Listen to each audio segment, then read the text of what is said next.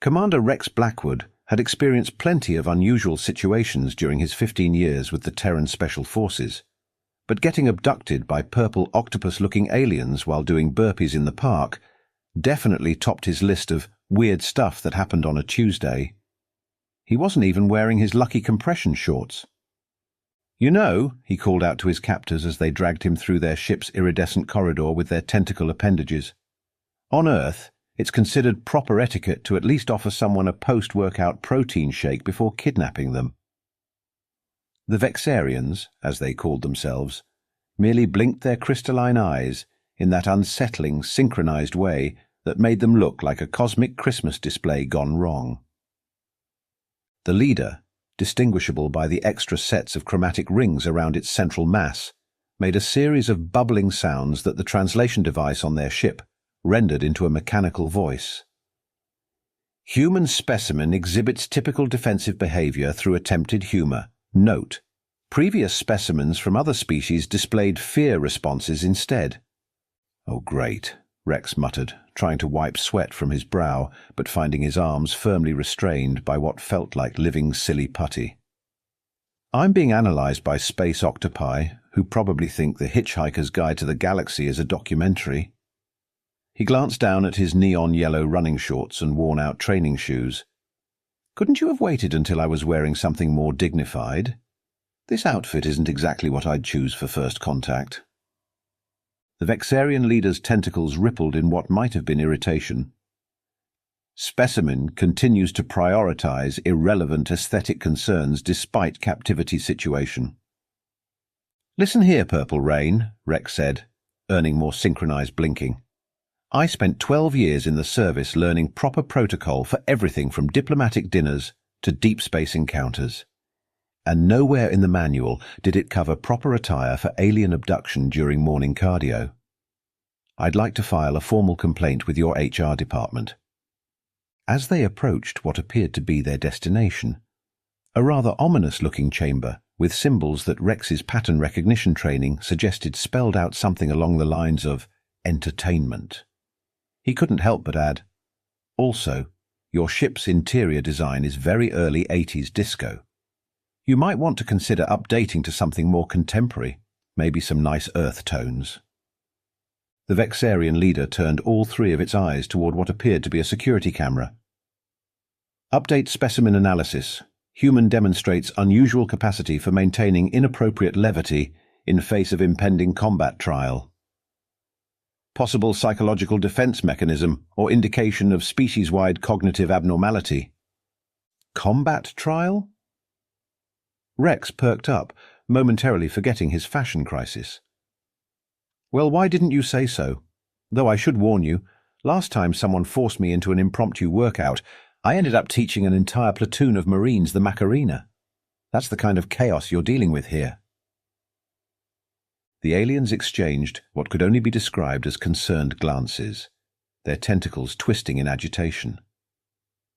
For the first time since his capture, Rex allowed himself a small, knowing smile.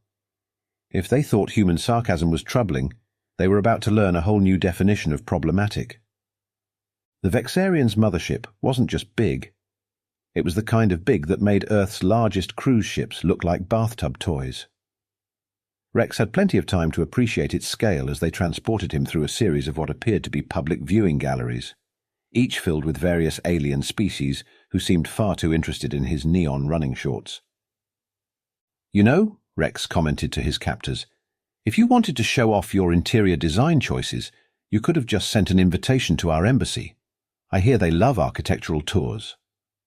He paused, watching a particularly tall, crystalline being point at him with what appeared to be a tendril made of pure light. Though I suppose kidnapping does add a certain dramatic flair to the whole thing. The transport pod they'd stuffed him into, which resembled nothing so much as a giant hamster ball, finally came to a stop in what could only be described as a waiting room from hell. The space was filled with other captured beings, each looking more terrified than the last. A serpentine creature with feathers instead of scales was coiled in one corner, muttering what sounded like prayers in a musical language. Next to it, a being that appeared to be made entirely of geometric shapes was rapidly reconfiguring itself into increasingly anxious patterns. "Ladies, gentlemen, and various other configurations of sentient matter," Rex announced to his fellow captives. "Anyone know if this is where we sign up for the complimentary breakfast buffet?" A holographic display flickered to life in the center of the room, showing what appeared to be betting odds. Rex watched with raised eyebrows as his image appeared alongside various numbers and symbols. "Oh great, they're gambling on us. And judging by those odds, I'm about as popular as a vegetarian at a barbecue competition." The Vexarian leader drifted into view, its tentacles now adorned with what appeared to be ceremonial jewelry. "You are all chosen for the greatest honor, combat in the celestial arena against our champion." "Let me guess," Rex said, stretching his hamstrings. Might as well warm up properly this time. "Your champion is some kind of terrifying creature that's supposed to make us regret every life choice that led us to this moment." The wall behind them suddenly became transparent, revealing an enormous arena that would have made the Roman Colosseum look like a backyard playground. But it wasn't the size that caught Rex's attention. It was the creature inside. The dragon was clearly bioengineered, a masterpiece of genetic manipulation that combined the worst parts of every predator in the galaxy. Its scales shifted colors like oil on water, and each of its 6 eyes glowed with an intelligence that spoke of careful design. "Fascinating," Rex said, watching the creature move with impossible grace for its size. "You've created a perfect predator, and now you're throwing random species at it for entertainment. Though I have to say, the Vegas bookies back home would have a field day with your odds-making system." "You show unusual calm for one about to face the Nexus beast," the geometric being beside him observed, its angles growing even sharper with anxiety. Rex shrugged, noticing how the dragon's movements followed specific patterns, the kind of patterns that spoke of programming rather than natural instinct. "Well, my morning workout was interrupted, so I suppose this counts as cardio." He turned to the Vexarian leader. "Quick question, though. Does your beast know any party tricks? Because I've got this great routine worked out to staying alive that might really spice up the show." The alien betting odds suddenly fluctuated wildly as several of the wealthy-looking spectators in the viewing galleries began gesturing frantically at their betting terminals. Rex smiled.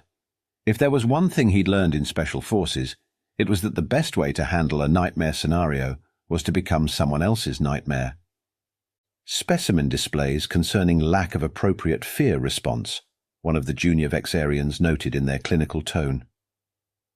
"Oh, I'm appropriately afraid," Rex replied, cracking his knuckles as he watched the dragon execute another perfectly choreographed movement sequence. "I'm afraid your insurance premiums are about to go way up. By the way, does anyone have a spare hair tie? This is definitely going to be a bad hair day." The preparation chamber for the arena resembled a cross between a high-tech gladiator's vestibule and a budget gym locker room. Rex stood there, still in his garish workout clothes, while various alien technicians scanned him with devices that made dubious beeping noises. "Your species has remarkably inefficient musculature," one of the Vexarian scientists observed, waving what looked like a sparkly spatula over Rex's biceps. "The odds calculation systems had to be recalibrated 3 times due to your apparent fragility." "Thanks for the performance review," Rex replied, watching the betting odds on the giant display screen continue to plummet. "I always appreciate constructive feedback about my fitness routine." He noticed several wealthy-looking aliens in the viewing gallery above practically tripping over themselves to place bets against him.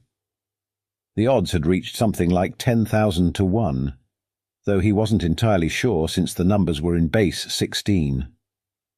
A tall crystalline being that appeared to be some sort of bookie floated past, muttering in a chiming voice about easy money and shortest match in history. Rex simply smiled and continued his stretching routine, paying particular attention to his hamstrings. No point in pulling a muscle while surviving the impossible. The arena, visible through the preparation chamber's force field windows, was far more interesting than the aliens gave it credit for. While they were all focused on their betting terminals and probability calculations, Rex was noting the subtle details they'd overlooked. The seemingly decorative crystalline formations along the walls had regular patterns, likely some sort of energy conductors. The sandy floor wasn't just for show either. Its color variations suggested different densities and compositions. "Interesting choice of terrain features," Rex commented casually to one of the technicians. "Those crystal formations, they wouldn't happen to be part of the containment system for your pet dragon, would they?" The technician's tentacles twisted in what might have been surprise.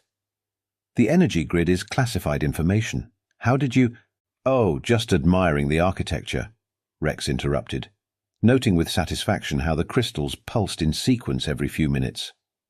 "I'm something of an interior design enthusiast. Speaking of which, has anyone ever suggested adding some throw pillows? The place could use a softer touch." As the final preparations began, Rex noticed something else. Small atmospheric vents placed strategically around the arena's perimeter. They were releasing some sort of gas that created subtle distortions in the air, probably to help their bioengineered beast track its prey through scent. That could be useful. "Last chance to reconsider," the head technician announced, their tentacles rippling with what might have been genuine concern. "No human has ever survived more than 30 seconds in combat trials." Rex finished his final stretch and bounced lightly on his toes. "Well, there's a first time for everything. Though I do have one small request. Any chance I could get some better shoes? These running shoes have terrible traction, and I'd hate to leave a bad review on your combat arena's Yelp page." The various aliens exchanged concerned looks as their instruments continued to show readings they couldn't quite understand. Here was a creature displaying all the wrong responses, treating a death sentence like an inconvenient workout session, analyzing interior design choices instead of praying to its gods, and somehow managing to make their most fearsome creation sound like an oversized pet in need of training. "Begin the combat sequence," the head technician ordered, clearly eager to get this over with. As the force field began to lower, Rex cracked his neck and grinned. "Right then," he said cheerfully. "Time to show you all why humans don't just join a gym, we turn everything into one." As Rex stepped into the arena, his mind drifted back to his Special Forces training, specifically to that one memorable week in the Amazon, where his instructor, Master Sergeant Chen, had made them study predator behavior patterns.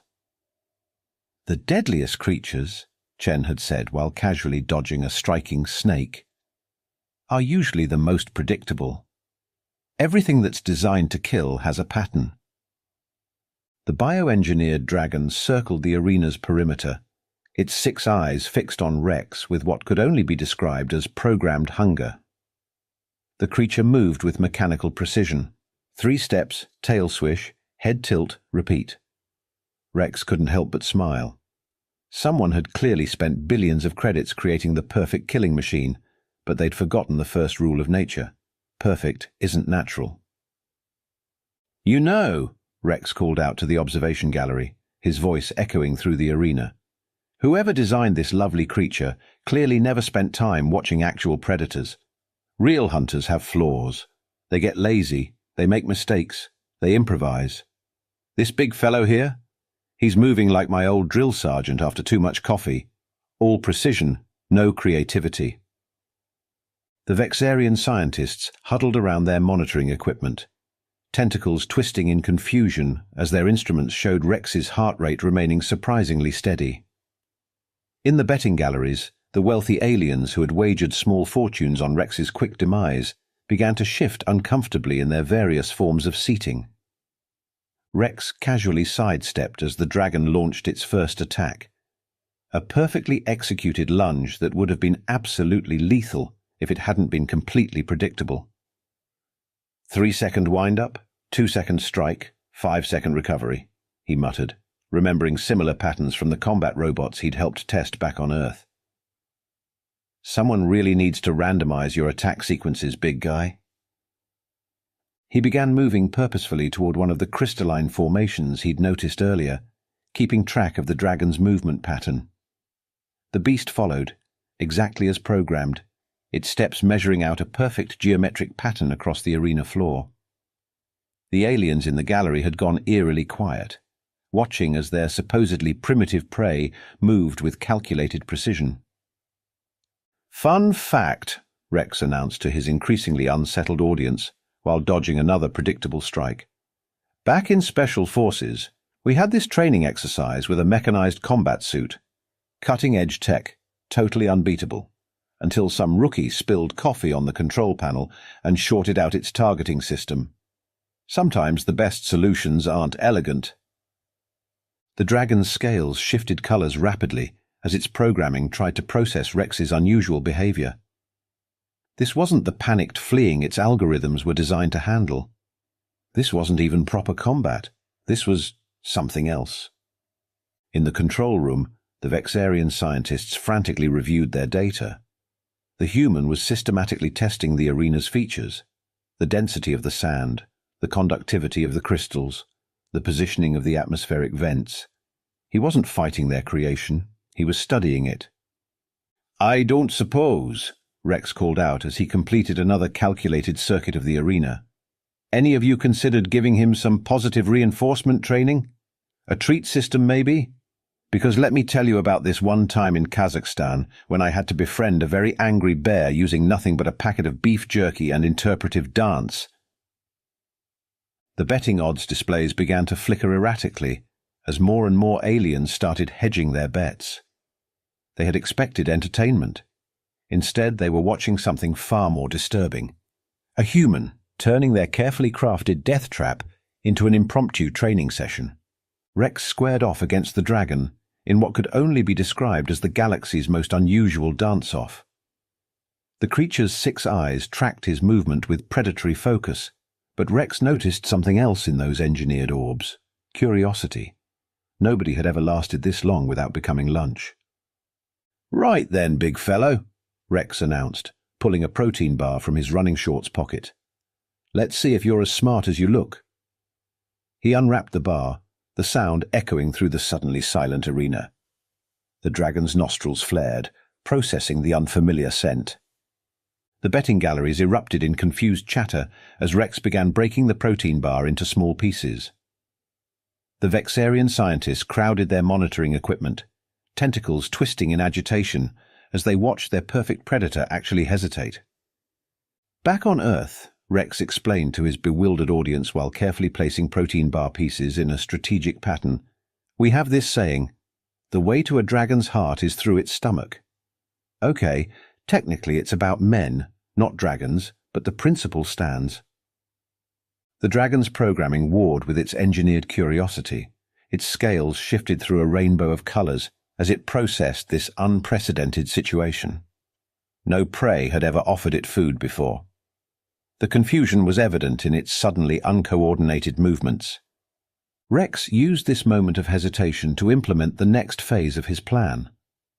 He began moving between the crystal formations in a deliberate pattern, noting how the energy field rippled in response. Each crystal hummed at a specific frequency, frequencies that made the dragon's scales resonate in particular patterns. "You've got perfect pitch, don't you?" Rex called out to the dragon. "These crystals are your metronome. That's how they control you, through harmonics." He started humming, matching the crystal's frequency. The dragon's head tilted in surprise. The wealthy aliens who had bet against him were now watching in horror as their sure thing began to unravel. The dragon was responding to Rex's movements like a curious puppy rather than an apex predator. "Fun fact about Earth animals," Rex continued, strategically placing more protein bar pieces while maintaining his humming. "They all respond to positive reinforcement. Even the meanest predator can learn new tricks if you make it worth their while." He demonstrated by executing a perfect backflip over a low crystal formation. The dragon, to everyone's shock, attempted to mirror the movement. Its massive body wasn't quite built for acrobatics, but the attempt was unmistakable. "Would you look at that?" Rex grinned. Somebody wanted to be a gymnast, but their parents made them go into professional killing instead. "Don't worry, big guy. I won't tell anyone about your interpretive dance aspirations." The Vexarian scientists were now frantically adjusting their instruments, unable to process what they were seeing. Their perfect killing machine was playing. The dragon had begun following Rex's movement patterns, mirror imaging his actions whenever possible, each successful imitation rewarded with a piece of protein bar. "You know what your problem is?" Rex addressed the dragon while leading it through an increasingly complex series of movements. "Nobody ever gave you a choice. They built you to be perfect, but perfect is boring. Sometimes you need to improvise." To demonstrate his point, Rex deliberately tripped, rolling across the sand in what appeared to be a stumble, but was actually a carefully calculated move to test the dragon's response. The creature, instead of striking at the apparent weakness, actually paused and waited for him to regain his feet. "Ladies, gentlemen, and assorted beings," Rex announced to the stunned audience, "I believe what we have here is a classic case of career dissatisfaction. Your perfect predator would rather be a performer." The dragon, as if understanding his words, executed a surprisingly graceful spin, its tail tracing patterns in the sand. The betting odds displays exploded in a shower of sparks as the probability calculations exceeded their parameters. "And for our grand finale," Rex declared, positioning himself between two crystal formations, "let's show them what a real partnership looks like."